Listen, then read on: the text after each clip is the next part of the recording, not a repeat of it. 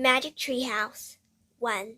Dinosaurs Before Dark by Pope Osborne. Chapter 1. Into the Woods. Help! A monster, said Annie. Yeah, sure, said Jack. A real monster in Frog Creek, Pennsylvania. Run, Jack, said Annie. She ran up the road. Oh, brother, thought Jack. This is what he got for spending time with his 7-year-old sister. Anne loved pretend stuff, but Jack was 8 and a half. He liked real things. Watch out, Jack, the monster's coming, said Annie. Jack didn't say anything. Come on, Jack, I race ya, said Annie. No thanks, said Jack. Annie raced alone into the woods. Jack looked at the sky. The sun was about to set. Come on, Annie, it's time to go home, yelled Jack. But Annie didn't answer. Jack waited. Annie, he called again. Jack, Jack, Annie shouted. Come here, quick. Jack groaned. This better be good, he said. Jack left the road and headed into the woods. The trees were lit with a golden late afternoon light. Over here, called Annie. Annie was standing under a tall oak tree. Look, she said. She pointed at a rope ladder. It was hanging down from high in the tree. Wow, Jack whispered. At the top of the tree was a treehouse tucked between 2 branches. That must be the highest treehouse in the world, said Annie. Who built it? Asked Jack. I've never seen it before. I don't know, but I'm going up, said Annie. No, we don't know who it belongs to, said Jack. Just for a teeny minute, said Annie. She started up the ladder. Annie, come back, said Jack. But Annie kept climbing. She climbed all the way up to the tallest branches. Jack sighed. Annie, it's almost dark. We have to go home. Annie disappeared inside the treehouse. Annie, Jack called. Jack waited a moment. He was about to call again when Annie poked her head out of the treehouse window. Books! Annie shouted. What? Jack said. It's filled with books, said Annie. Oh man, Jack thought. He loved books. Jack pushed his glasses into place. He gripped the sides of the rope ladder and started up. Chapter 2. The Monster. Jack crawled into the treehouse. Wow, he said. The treehouse was filled with books. Books were everywhere. Very old books with dusty covers and new books with shiny bright covers. Look, said Annie, you can see far away. Annie was peering out the treehouse window. Jack looked out the window with her. Below were the tops of the other trees. In the distance, he could see the Frog Creek Library and the elementary school and the park. Annie pointed in the other direction. There's our house, she said. Annie was right.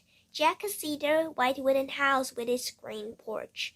In the yard next door was their neighbor's black dog, Henry. He looked very tiny.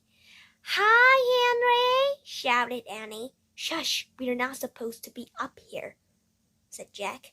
Jack glanced around the treehouse again. He noticed that bookmarks were sticking out of many of the books.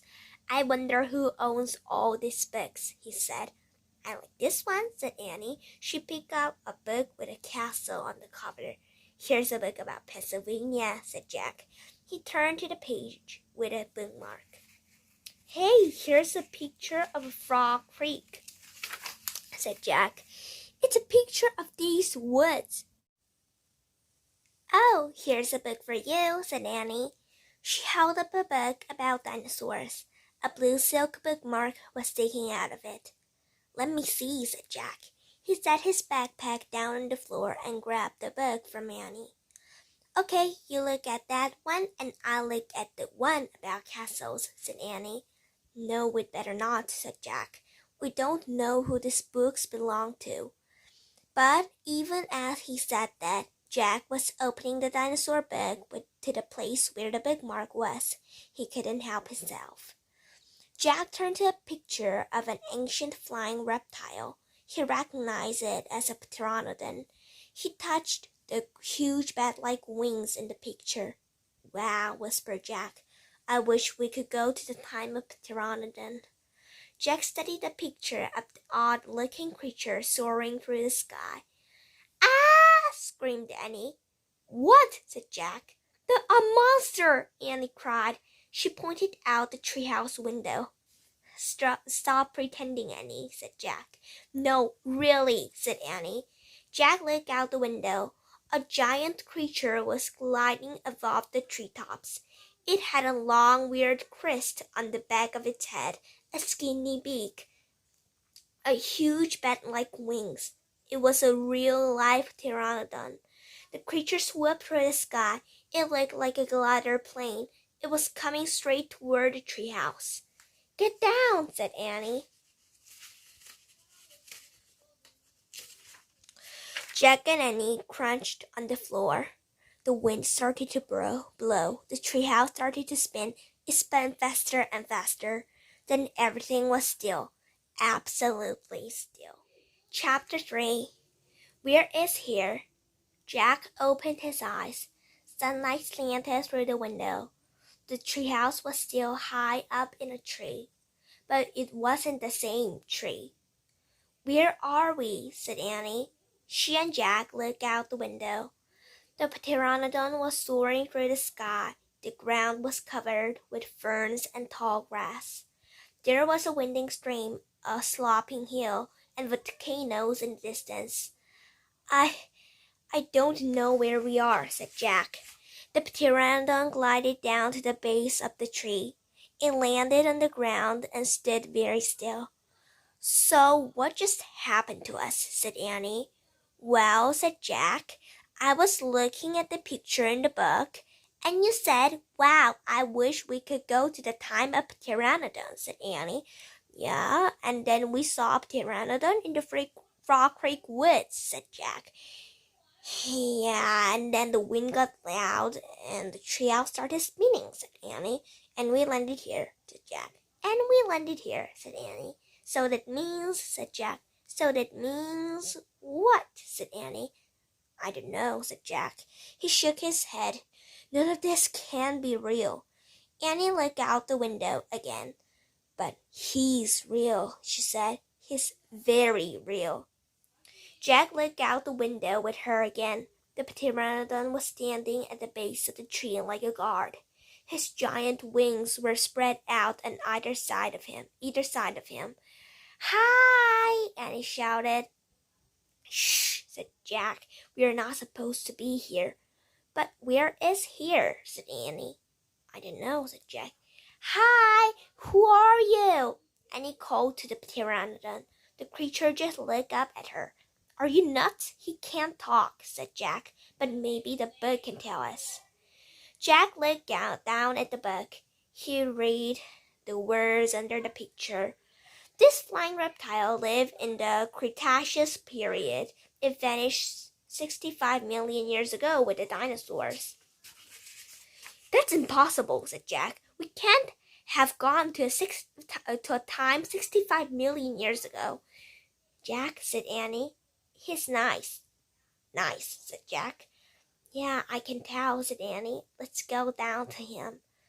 "Go down," said Jack. Annie started down the rope ladder.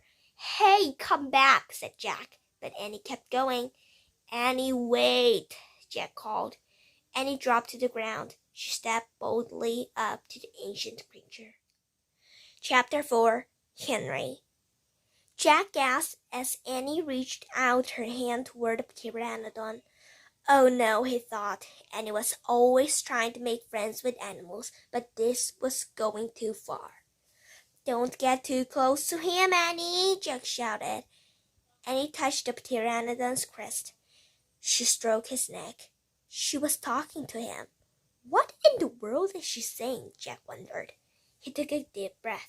Okay, he would go down too. It would be good to examine a pteranodon. He could take notes like a scientist. Jack started down the rope ladder. When he reached the ground, he was only a few feet away from the creature. The pteranodon stared at Jack. His eyes were bright and alert. "He's soft, Jack," said Annie. "He feels like Henry." Jack snorted. "He's no dog, Annie." "Feel him, Jack," said Annie. Jack didn't move. Don't think, Jack, just do it, Annie said. Jack stepped forward. He reached out very cautiously. He brushed his head down the creature's neck. Interesting, Jack thought. A thin layer of fuzz covered the pteranodon's skin. Soft, huh? Said Annie. Jack reached into his backpack and pulled out a pencil and a notebook. He wrote, "Fuzzy skin." "What are you doing?" said Annie. "Taking notes," said Jack. "We are probably the first people in the whole world to ever see a real live pteranodon." Jack looked at the pteranodon again. The bony crest on top of his head was longer than Jack's arm. "I wonder how smart he is," Jack said. "Very smart," said Annie. "Don't count on it," said Jack. "His brain's probably no bigger than a bean." "No, he's very smart. I can feel it," said Annie. "I'm going to call him Henry." Jack wrote in his notebook, "Small brain." Jack looked at the creature again. "Maybe he's a mutant," he said. The pteranodon tilted his head. Annie laughed. "He's not a mutant, Jack." "Well, what's he doing here then? Where is this place?" said Jack. Annie leaned close to Pteranodon. "Do you know where we are, Henry?" she asked softly. The creature fixed his eyes on Annie. His long jaws were opening and closing like a giant pair of scissors. "Are you trying to talk to me, Henry?" asked Annie. "Forget it, Annie." Jack wrote in his notebook, "Mouthed like scissors." "Did we come to a time long ago, Henry?" asked Annie. "Is this a place from long ago?" Suddenly Annie gasped. "Jack!" Jack looked up. Annie was pointing toward the hill. On top stood a huge dinosaur. Chapter 5. Gold in the grass. "Go, go," said Jack. He threw his notebook into his pack. He pushed Annie toward the rope ladder. "Bye, Henry," she said. "Go," said Jack. He gave Annie another push. "Quiet," she said. But she started up the ladder. Jack scrambled after her. Jack and Annie tumbled into the treehouse. They were panting as they looked out the window at the dinosaur.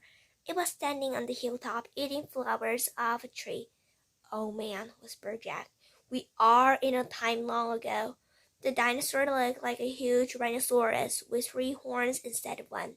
It had 2 long horns above its eyes, and another one grew out from its nose. It had a big shield-like thing behind its head. "Triceratops," said Jack. "Does he eat people?" whispered Annie. "I'll look it up." Jack grabbed the dinosaur book. He flipped through the pages. "There," said Jack, pointing to a picture of the Triceratops. He read the caption. The Triceratops lived in the late Cretaceous period. This plant-eating dinosaur weighed over 12,000 pounds. Jack slammed the book shut. "Just plants, no meat." "Good," said Annie. "Let's go see him up close." "Are you crazy?" said Jack. "Don't you want to take notes about him?" asked Annie. "We're probably the first people in the whole world to ever see a real life Triceratops." Jack sighed. Annie was right. "Okay, let's go," he said. Jack shoved the dinosaur book into his pack. He slung his pack over his shoulder. Annie started down the ladder, and Jack followed her. "Just promise you won't pet him," Jack called down to Annie. "I promise," said Annie. "Promise you won't kiss him," said Jack. "I promise," said Annie. "Promise you won't talk to him." "I promise," said Annie. "Promise you won't." "Don't worry," said Annie. Annie and Jack stepped off the ladder. The pteranodon gave them a friendly look. Annie blew him a kiss. "Be back soon, Henry," she called. "Shh," said Jack. And he led the way slowly and carefully through the ferns. When Jack and Annie reached the bottom of the hill, they knelt behind a bush. Annie started to speak, but Jack quickly put his finger on his lips. Then he and Annie peeked out at the Triceratops. The dinosaur was bigger than a truck. He was eating the flowers of a magnolia tree. Jack slipped his notebook out of his pack. He wrote, "Eat flowers." Annie nudged him. Jack ignored her. He studied the Triceratops again. He wrote, "Eat slowly." Annie nudged him harder. Jack looked at her, and he pointed to herself. She walked her fingers through the air. She pointed to the dinosaur. She smiled. "Is she teasing?" Jack wondered. Annie waved at Jack. Jack started to grab her. She laughed and jumped away. She fell into the grass in full view of the Triceratops. "Go get back," whispered Jack. Too late. The big dinosaur had spotted Annie. He gazed down at her from the hilltop. Half of a magnolia flower was sticking out of his mouth. "Whoops," said Annie. "Get back," Jack said again. "He looks nice, Jack," Annie said. "Nice. Watch out for his horns, Annie," said Jack. The Triceratops gazed calmly down at Annie. Then he turned and looped down the side of the hill. "Bye," said Annie. She turned back to Jack. "See?" Jack grunted. But he wrote in his notebook, "Nice." "Come on, let's look around some more," said Annie.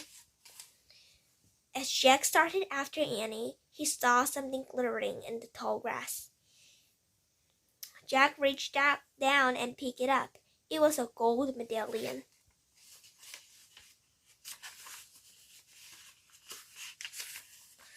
A letter was engraved on the medallion, a fancy M.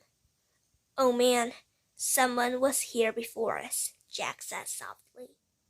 Chapter 6, Dinosaur Valley. "Annie, look at this," Jack called. "Look what I found." Annie had gone up to the hilltop. She was picking a flower from the magnolia tree. "Annie, look, a medallion," shouted Jack. But Annie wasn't paying attention to Jack. She was staring at something on the other side of the hill. "Oh, wow," she said. Clutching her magnolia flower, she took off down the hill. "Annie, come back," Jack shouted. But Annie had disappeared. "Oh, brother," Jack murmured. He stuffed the gold medallion into his jeans pocket. Then Jack heard Annie shriek. "Annie?" he said. Jack heard another sound as well, a deep, bellowing sound like a tuba. "Jack, come here, quick," Annie called. Jack raced up the hill. When he got to the top, he gasped. The valley below was filled with nests, big nests made out of mud. The nests were filled with tiny dinosaurs. Annie was crouching next to one of the nests. Towering over her was a gigantic, duck-billed dinosaur. "Don't panic, don't move," said Jack. He stepped slowly down the hill toward Annie. The huge dinosaur was waving her arms and making her tuba sounds. Jack stopped. He didn't want to get too close. He knelt on the ground.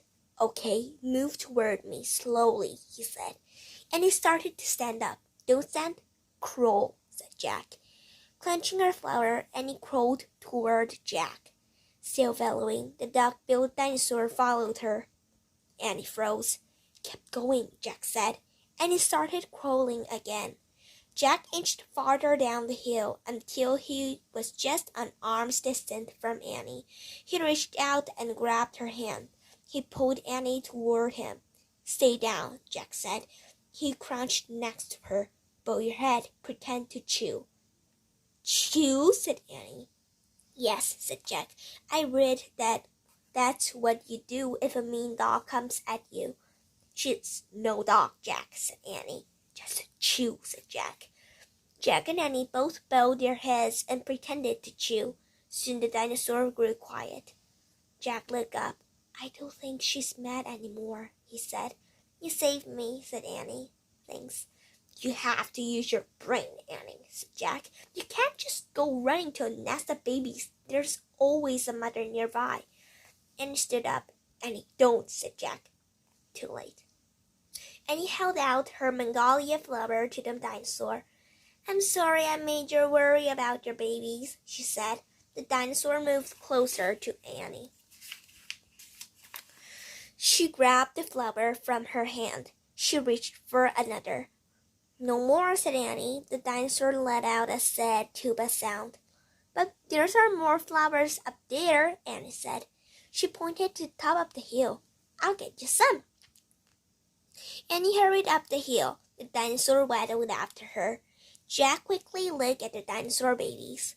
Some were crawling out of their nest. Where are the other mothers? Jack wondered. Jack took out the dinosaur book. He flipped through the pages. He found a picture of some duck-billed dinosaurs. He read the captions. The Dinosaurs live in colonies. While a few mothers babysat the nest, others looked for food. So there were probably more mothers close by looking for food. Hey, Jack, Annie called. Jack looked up. Annie was at the top of the hill, feeding magnolia flower to the giant Dinosaurs. Guess what? Annie said. She's nice too. Suddenly the Dinosaurs made her terrible tuba sound. Annie crouched down and started to chew. The dinosaur charged down the hill. She seemed afraid of something. Jack put the book on top of his pack. He hurried to Annie. I wonder why she ran away, said Annie. We were starting to be friends. Jack looked around. What he saw in the distance almost made him faint. An enormous monster was coming across the plain.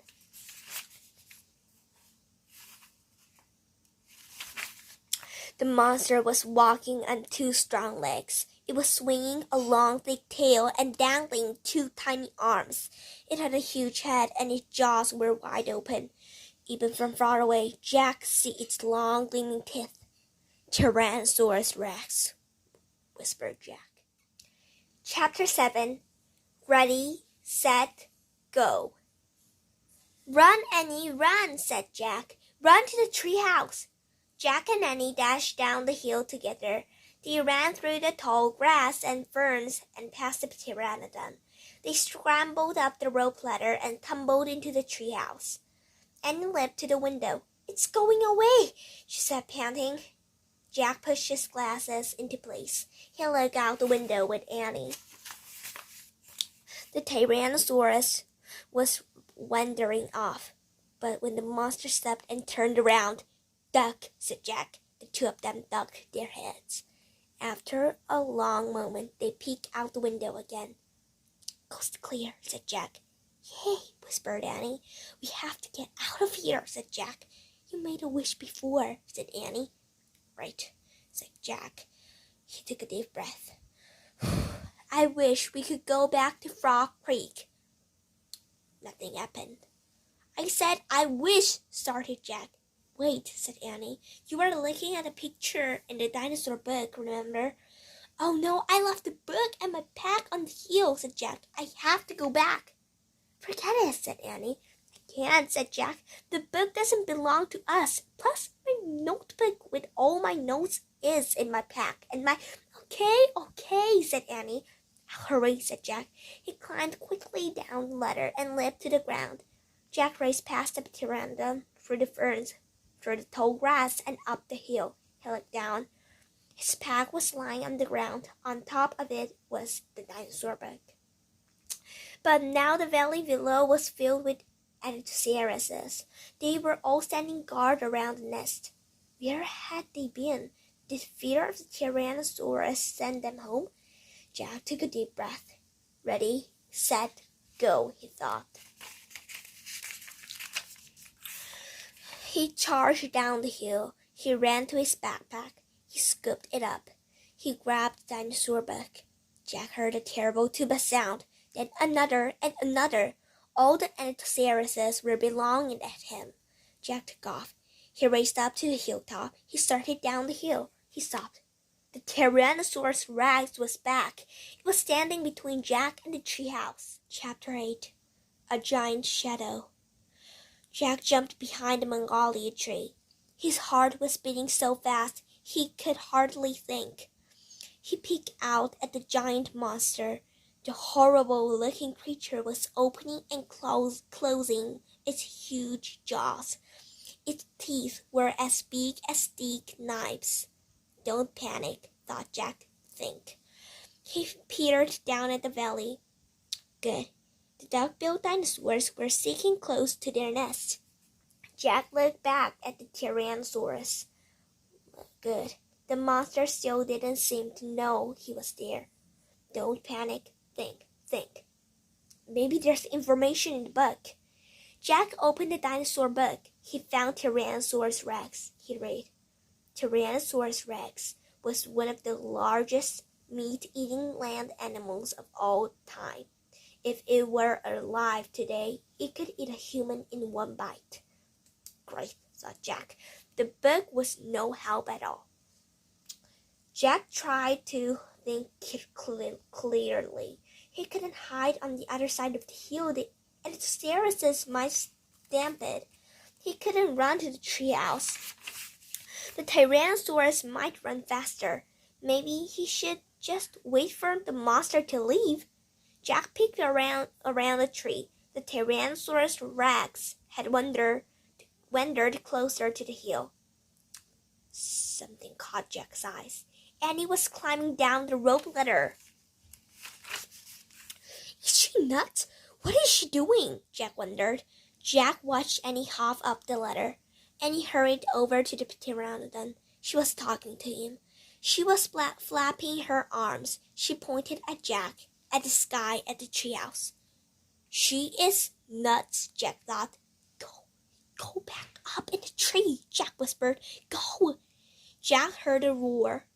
The Tyrannosaurus Rex was looking in his direction. Jack hit the ground. The Tyrannosaurus Rex was coming toward the hill. Jack felt the ground shaking. What should I do? Jack wondered. Should I run, crawl back into Dinosaur Valley, climb the Magnolia tree? Suddenly, a giant shadow covered Jack. He looked up. The pteranodon was climbing overhead. The giant creature sailed toward the top of the hill. He was heading toward Jack. Chapter 9. The Amazing Ride. The pteranodon cast it down to the ground. He stared at Jack with his bright, alert eyes. What was Jack supposed to do? Climb on? But I'm too heavy, thought Jack. Jack looked at the Tyrannosaurus. It was starting up the hill. Its giant teeth were flashing in the sunlight. Okay, thought Jack. Don't think, just do it. Jack put his book in his pack. Then he climbed onto the pteranodon's back. He held on tightly. The creature moved forward. He spread his wings and lifted off the ground. Jack nearly fell off as they teetered this way and that. The pteranodon steadied himself and rose into the sky. Jack looked down. The Tyrannosaurus was staring up at him and chomping the air. The pteranodon glided away. He sailed over the hilltop and over the valley. He circled above all the duck-billed dinosaurs and all the nests filled with babies. Then the pteranodon soared out over the plain, over the triceratops who was gazing in the high grass. Jack felt like a bird. The wind was rushing through his hair. The air smelled sweet and fresh. Jack whooped and laughed. He couldn't believe it. He was riding on the back of an ancient flying reptile. The pteranodon sailed over the stream and over the ferns and bushes. Then he carried Jack down to the base of the oak tree.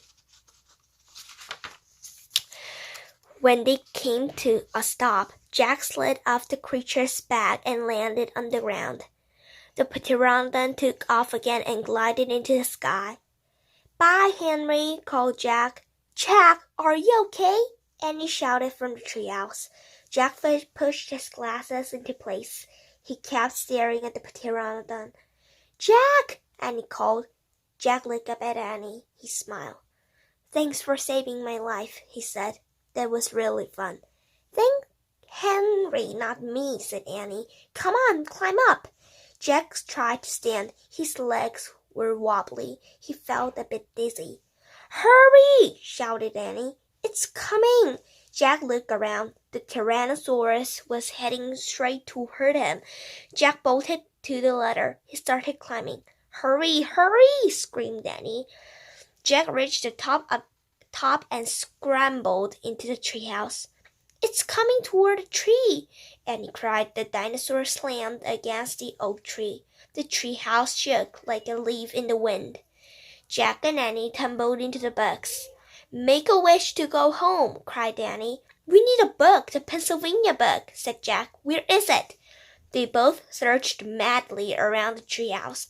Found it, said Jack. He grabbed the book and flipped through the pages. He found the photograph of the Frog Creek woods. Jack pointed to the picture in the book. I wish we could go home, he shouted. The wind began to blow. Jack closed his eyes. He held them tightly to Annie. The treehouse started to spin. It spun faster and faster. Then everything was still. Absolutely still. Chapter 10. Home Before Dark. Jack heard a bird singing. He opened his eyes. He was still pointing at the picture of the Frog Creek woods. He peeked out the treehouse window. Outside, he saw the exact same view as the picture in the book. We're home, whispered Annie. The woods were lit with a golden late afternoon light. The sun was about to set. No time had passed since they left Frog Creek. Jack! Annie! A voice called from the distance. That's Mom, said Annie. Jack saw their mother far away. She was standing in front of their house. She looked tiny. Annie! Jack! she called. Annie stuck her head out the window and shouted, Coming! Jack still felt dazed. He just stared at Annie. What happened to us? He said. We took a trip in a magic treehouse, said Annie simply. But it's the same time as when we left, said Jack. Annie shrugged. How did it take us so far away? Said Jack. It's so long ago. You looked at a picture in a book and said you wish we could go there, said Annie, and the magic treehouse took us there. But how? Said Jack. And who built this magic treehouse? Who put all these books here? Magic person, I guess. Oh, look, said Jack. I almost forget about this. Jack reached into his pocket and pulled out the gold medallion. Someone lost this back there, he said. In Dinosaur Land, look, there's a letter M on it. Annie's eyes got round. You think M stands for magic person? She asked. I don't know, said Jack. I just know someone went to that place before us. Jack! Annie! Their mom called again. Coming! Annie shouted again. Jack put the gold medallion back in his pocket. He pulled the dinosaur book out of his pack and put it back with all the other books. Then he and Annie took one last look around the treehouse. Goodbye, house, whispered Annie. Jack slung his backpack over his shoulders. Annie stared down the rope ladder. Jack followed. Seconds later, they hopped onto the ground and started walking out of the woods. No one's going to believe our story, said Annie. I said Jack. So let's not tell anyone, said Annie. Dad won't believe it, said Jack. He'll say it was a dream, said Annie. Mom would believe it, said Jack. She'll say it was pretend. My teacher won't believe it, said Jack. She'll say you're nuts, said Annie. We'd better not tell anyone, said Jack. I already said that, said Annie. Jack sighed. I think I'm starting not to believe it myself, he said. They left the woods and started up the road toward their house. As they walked past all the houses on the street, the trip to Dinosaur Time did seem more and more like a dream. Only this word and this time seemed real. Jack reached into his pocket. He clasped the gold medallion. He felt the engraving of the letter M. It made his fingers tingle. Jack laughed. Suddenly he felt very happy. He couldn't explain what had happened today, but he knew for sure that their trip in the magic treehouse had been real.